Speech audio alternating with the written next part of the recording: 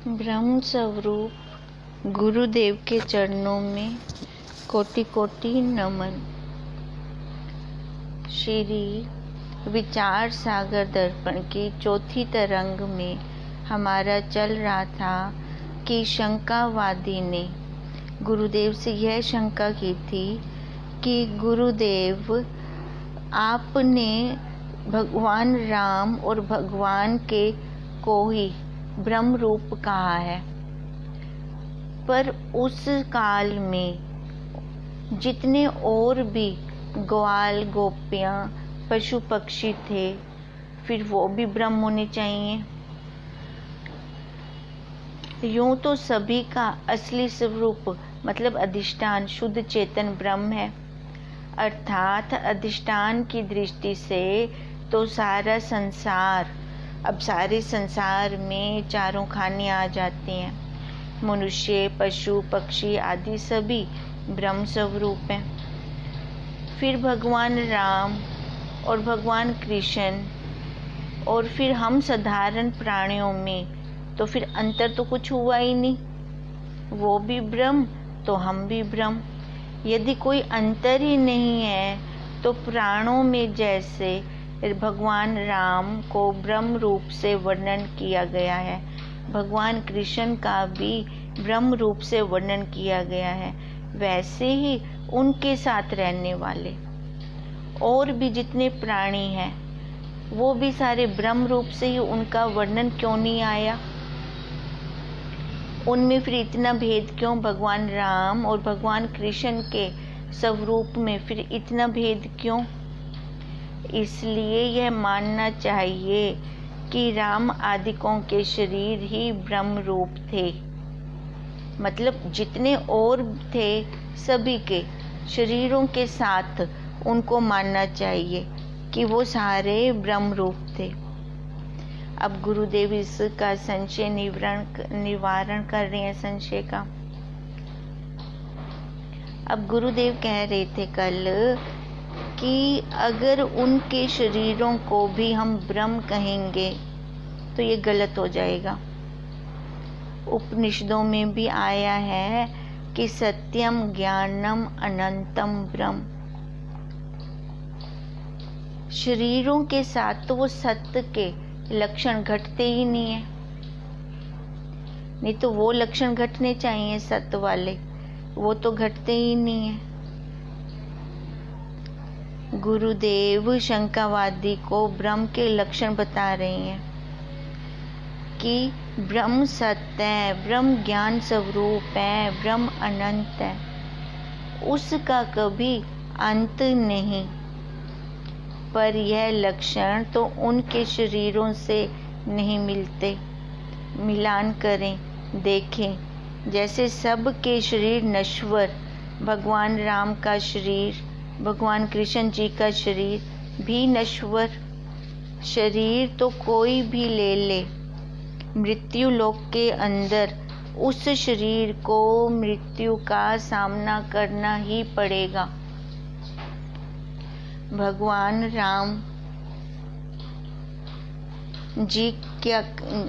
राम जी का शरीर भी देखो छूटा, और वो कैसे छूटा था भगवान राम जी का शरीर? वो उन्होंने जल समाधि ली थी, और भगवान कृष्ण को भी बहेलिये ने तीर मारा था। जब भगवान का शरीर नहीं रहा, ना भगवान राम का शरीर रहा, ना भगवान कृष्ण जी का शरीर रहा, दोनों का जब शरीर नहीं रहा तो हम जैसों का कैसे रह सकता है? कहने का भाव यह है कि शरीर नश्वर है, पर ब्रह्म के लक्षण इस शरीर में यहाँ नहीं घटते। ये सब देखो गुरुदेव उस शंकावादी को समझा रहे हैं।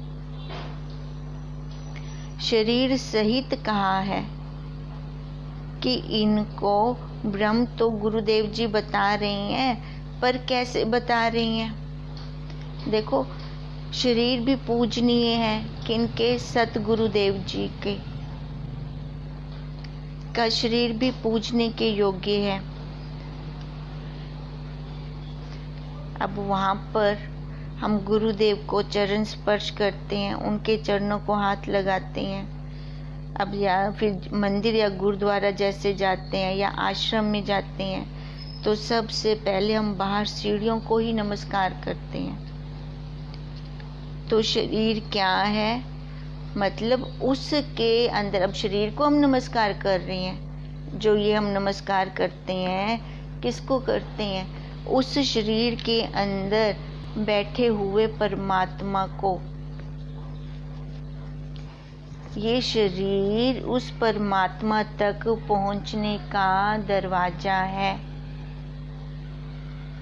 इसलिए हम जैसे ही मंदिर के आगे मत्था टेकते हैं तो अपने आप हमारा सिर वहां झुक जाता है, क्योंकि वहां पे सत्य के हमें दर्शन करवाए जाते हैं। अब हम ये भी देखें, किसी के भी घर के आगे हम मत्था नहीं टेकते, चाहे वह अरबों खरबों की ही कोठी क्यों ना बनी हो। केवल गुरु के द्वारे ही सिर बाहर से झुकना शुरू हो जाता है। ऐसे ही भगवान राम के शरीर और भगवान कृष्ण के शरीर को भी ब्रह्म कहा गया है। भाग त्याग लक्षण वृत्ति के द्वारा उनके शरीरों को ब्रह्म नहीं कहा गया।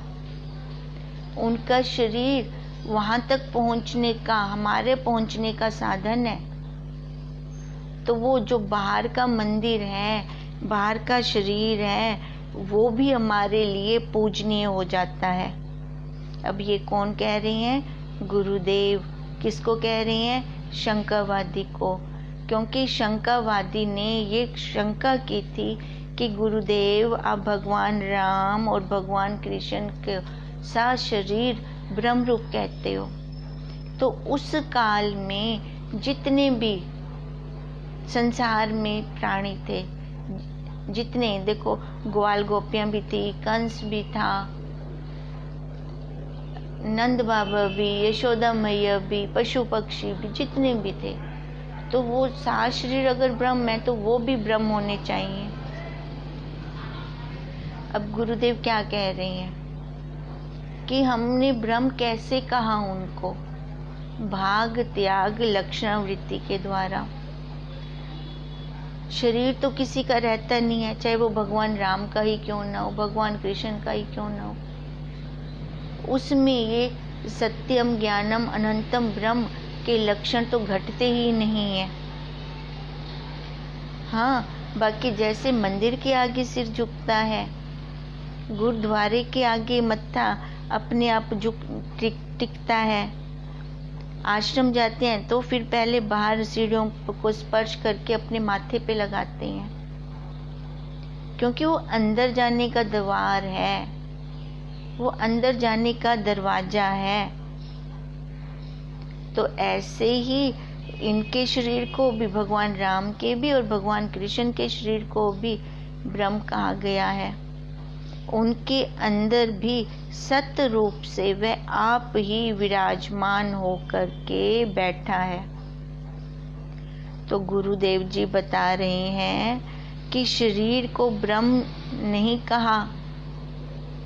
अगर शरीर ब्रह्म होते तो प्राणों के अंदर तो ये लक्षण नहीं घटते। फिर ब्रह्म का लक्षण शरीरों पर नहीं घटता, चाहे वह किसी का भी शरीर हो। इसलिए शरीर ब्रह्म स्वरूप नहीं है। देखो सभी के शरीर विकारी हैं, ब्रह्म तो हमेशा रहता है, सत्य है, नित्य है, परिचिंता से बाहर है। अब यहाँ पे साथ के साथ हमें गुरुदेव ने बता दिया कि भगवान कृष्ण का शरीर अब होता, फिर अगर वो सत्य होता, सत्य तो कहीं मिटता ही नहीं और निराकार है। पर उस काल में साकार रूप से ग्वाल गोपियों ने कृष्ण जी के दर्शन किए थे, अर्जुन ने भी दर्शन किए थे। उसमें शरीर में ये तीनों बातें नहीं घटती। कौन सी तीन बातें? सत्यम ज्ञानम अनंतम ब्रह्म वाली बात नहीं घटती। अगर उनके शरीर सत्यम होते, अनंतम होते, तो ब्रह्म स्वरूप भी होते, और ब्रह्म स्वरूप हमेशा एक जैसे ही रहता है। हमारा स्वरूप क्या है? सत्य है, चित्त है, आनंद रूप है। देखो, सत्य बचपन की बात भी हमें याद है। अभी हम भूले? भले वो शरीर नहीं है, वो छोटे छोटे हाथ पांव नहीं है, पर वो ज्ञान स्वरूप तो अब भी हमारे पास है, अब भी हमारे अंदर है। और हमारा स्वरूप अंत वाला तो है ही नहीं,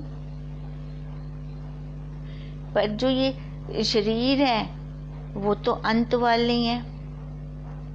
सबके सामने बताया, देखो गुरुदेव ने हमें, किसी का भी शरीर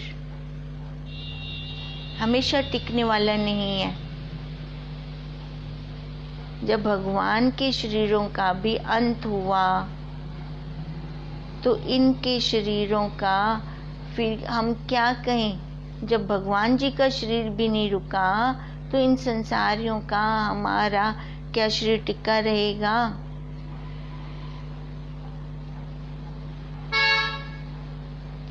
अब ये तो इनके शरीर का अंत हुआ, ठीक, ये तो हो गई हमारी पहली बात। अब दूसरी बात गुरुदेव ने हमें बताई कि हम देखें कि परावर के दर्शन करने पर अगर वो ब्रह्म स्वरूप साक्षात है तो उनके दर्शन करने पर अर्जुन को पहले ज्ञान नहीं हुआ। नहीं तो दर्शन तो अर्जुन कर रहा था, तो उसको पहले ही ज्ञान हो जाता, पर अर्जुन को तो पहले ज्ञान नहीं हुआ। उपनिषदों ने भी कहा है, श्रुति माता ने भी कहा है कि ब्रह्म के साक्षात के बाद क्या घटता है, फिर तो वहां पे कुछ घटने लायक है ही नहीं। यमाचार्य भी नचिकेता को बहुत ही सुंदर बात कह रही हैं कि ये तू मत मांग। वो जो ब्रह्म का ज्ञान मांग रहा था, तो यमाचार्य जी नचिकेता को क्या कह रहे थे? तू दुनिया का सब कुछ मांग ले, पर आत्मा का स्वरूप कैसा है ये मत मांग। बाकी तू सब दुनिया की सारी चीजें मांग ले। तो नचिकेता नहीं माना कि जब परावर के दर्शन हो गए, आप जैसे तत्ववेता के दर्शन हो गए, तो वासनाओं का महत्व कहाँ रहेगा? तभी तो उसको कैसे एकदम वैराग्य आ गया दर्शन मात्र से। नश्वर चीजों का महत्व कहाँ रहेगा? जब शाश्वत मिल रहा है तो नश्वर को कोई क्यों करना चाहेगा? और आपके दर्शन करने के बाद आप जो कह रही हैं कि धन मिलेगा, वो तो मुझे वैसे ही मिल जाएगा, क्योंकि परावर के दर्शन हो गए, आपके दर्शन हो गए, और मृत्यु से तो आप मुझे पार कर देंगे। मेरे पास मृत्यु पहुंच ही नहीं सकती, क्योंकि मुझे आपसे ज्ञान मिल गया। अब मृत्यु किसकी होती है? देह की होती है, शरीर की होती है। ज्ञान लेने के बाद जब ये शरीर ही ना रहा, उस साक्षी की, उस आत्मा की तो मृत्यु होती ही नहीं। आने जाने वाला कौन है? ये शरीर है, और दुख कष्ट तो मेरे पास आ ही नहीं सकते। देखें नचिकेता ने कितनी सूक्ष्म बात कही। अब यमाचार्य जी उसको तत्व ज्ञान के अलावा कह रहे हैं, तो और सारा कुछ ले ले, मैं सारा कुछ तेरे को देने को तैयार खड़ा हूँ। पर नचिकेता कहाँ टिका रहा कि लेना है तो वो ज्ञान, सत्य वाला ज्ञान लेना है। जिस ज्ञान लेने के बाद जन्म और मृत्यु का मेरे घर में कोई काम ही नहीं बचता। अब मेरे घर में उसका क्या काम, जन्म और मृत्यु का? जन्म और मृत्यु किसकी है? इस देह की। जहाँ मृत्यु नहीं है वहाँ यम कैसे आएगा? मैं तो मृत्यु से पार वैसे ही हो गया, और आपके दर्शन करके धन की कमी तो वैसे ही नहीं रहेगी। उपनिषदों में तो यह साफ साफ लिखा है कि जिसके हृदय की ग्रंथि खुल गई है उसको विषयों का दुख नहीं सता सकता।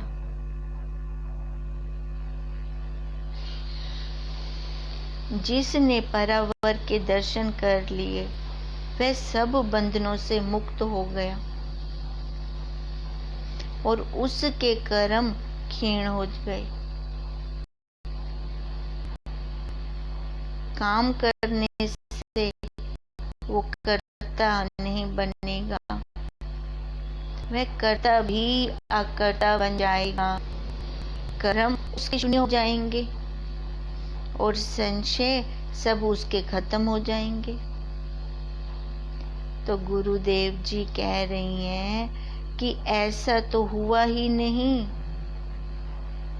जब अर्जुन कृष्ण के पास थे, उनके निकट थे, तो उनको कोई शंका ही नहीं होती, क्योंकि वो तो सामने दर्शन कर रही है ना कृष्ण जी के, ब्रह्म के। पर ऐसा तो कुछ भी नहीं हुआ। अर्जुन की शंका तो वैसे के वैसे ही बनी रही थी, उनकी शंका तो खत्म ही नहीं हुई। अगर प्राणों ने भगवान को साशरीर ब्रह्म कहे होते तो उनके दर्शन करने मात्र से संशयों की निवृत्ति हो गई होती। तो अर्जुन का तो कोई भी संशय नहीं रहता और अपने आप भी ये जड़ चेतन की ग्रंथि खुल जाती और ज्ञान हो जाता। उस काल में जितने भी थे सभी को ज्ञान हो जाता। पर ऐसा हुआ क्या? नहीं, ऐसा हुआ ही नहीं। अर्जुन को भगवान कृष्ण के दर्शन मात्र से आत्मज्ञान हो जाता, पर ऐसा तो हुआ ही नहीं।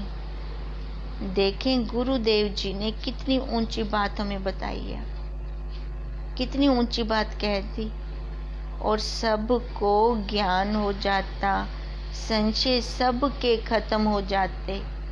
जितने भी थे उस काल में सभी कर्मों से उपराम हो जाते।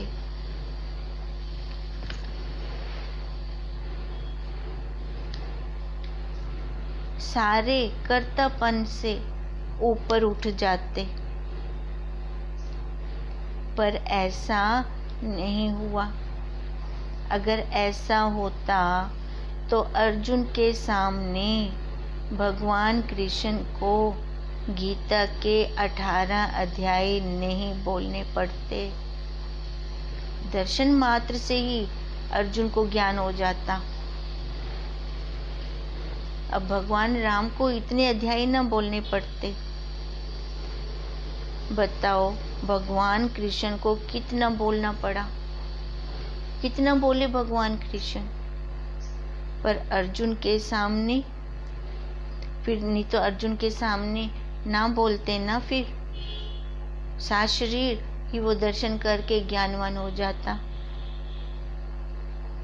कितना बोलना पड़ा अर्जुन के सामने भगवान कृष्ण जी को। अगर उनके श्री ब्रह्म स्वरूप होते तो दर्शन मात्र से संशय की निवृत्ति हो जाती और अनात्मा का अज्ञान छूट जाता। बिना पढ़े आत्म ज्ञान, आत्म साक्षात्कार हो जाता। क्योंकि श्रुति ने कह दिया है कि परावर के दर्शन करते ही यह सब घट जाएगा। क्या घट जाएगा? सर्वम खलम इदम ब्रह्म। पर ऐसा न होगा। पर ऐसा नहीं हुआ। गुरुदेव जी कहने लगे, इसलिए शरीरों को ब्रह्म के जो आत्म सत्ता है, जो सत्य स्वरूप है, जो शरीरों पर शासन करती है, खाली वही ब्रह्म स्वरूप है।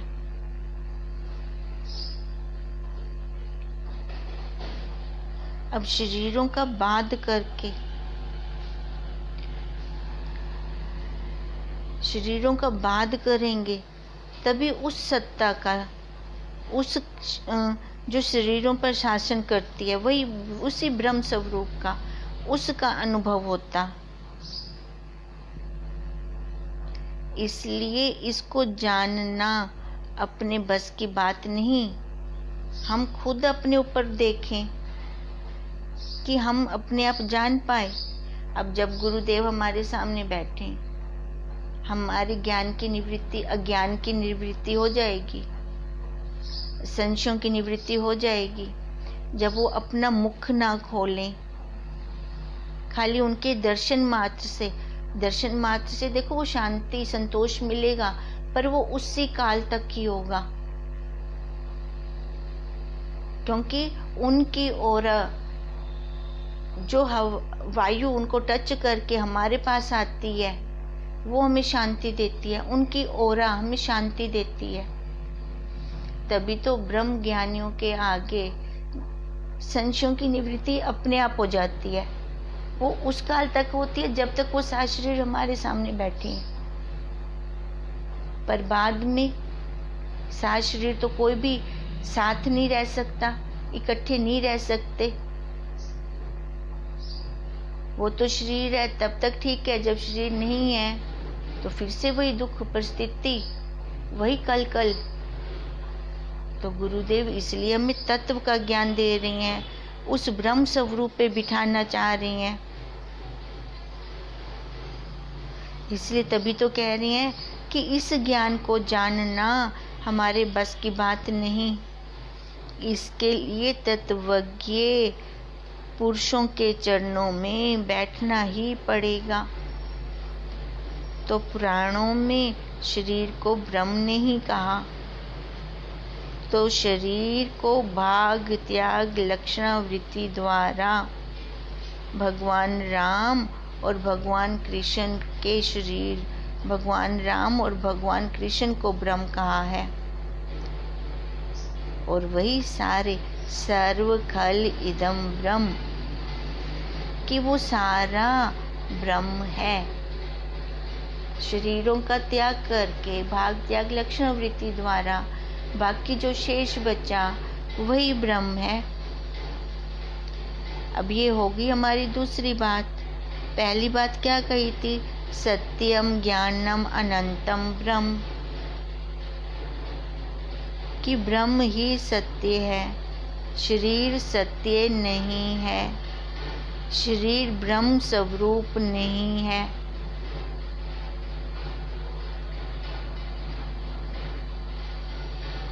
और दूसरी बात में ये बताया, अगर शरीर ब्रह्म स्वरूप होता तो हृदय की ग्रंथियां अपने आप खुल जाती, पर ऐसा हमने नहीं देखा।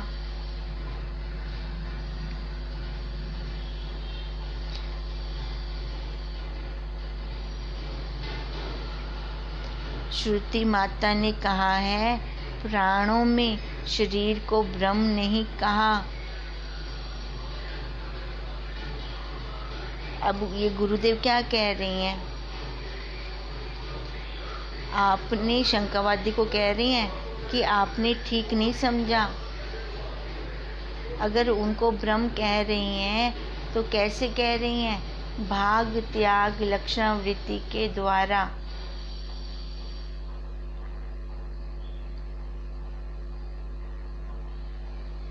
हे शिष्य, वेदांत ने जो सारे संसार को ब्रह्म रूप कहा है, वह नाम रूप का बाध करके, अर्थात नाम रूप को मिथ्या सिद्ध करके, और अधिष्ठान क्या है, वो शुद्ध चेतन को लक्ष्य करके कहा है।